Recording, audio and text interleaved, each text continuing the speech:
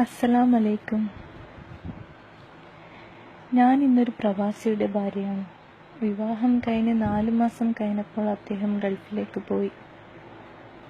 എന്നും അദ്ദേഹത്തെ ഓർക്കുമ്പോൾ എൻ്റെ കണ്ണ് നിറയും. കാരണം അദ്ദേഹം സന്തോഷമായി ജീവിക്കാൻ വേണ്ടിയല്ല ഗൾഫിലേക്ക് പോയത്.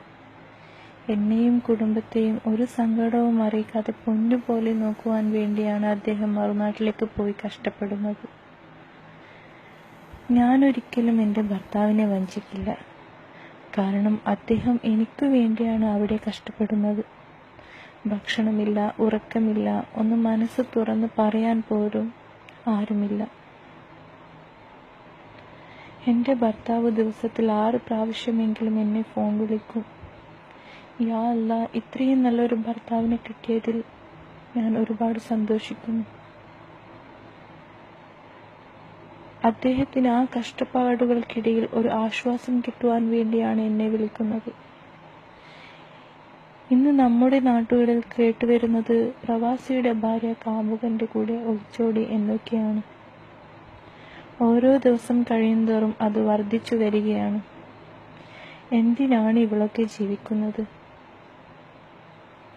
ഹേ പെണ്ണെ, നീ ക്ഷമിക്കൂ, എങ്കിൽ നിന്റെ കൂടെയാണ് വിജയം. നിനക്ക് ഇത്തിരി നേരത്തെ ഒരു സുഖത്തിന് വേണ്ടിയല്ലേ നീ ഏതോ ഒരു നട്ടലില്ലാത്തവന്റെ കൂടെ പോകുന്നത്.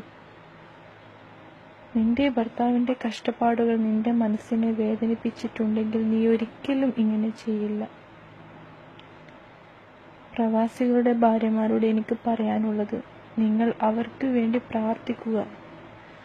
അവരുടെ ഫോൺ വരുമ്പോൾ നിങ്ങൾ അവരോട് നല്ല സന്തോഷത്തോട് സംസാരിക്കുക.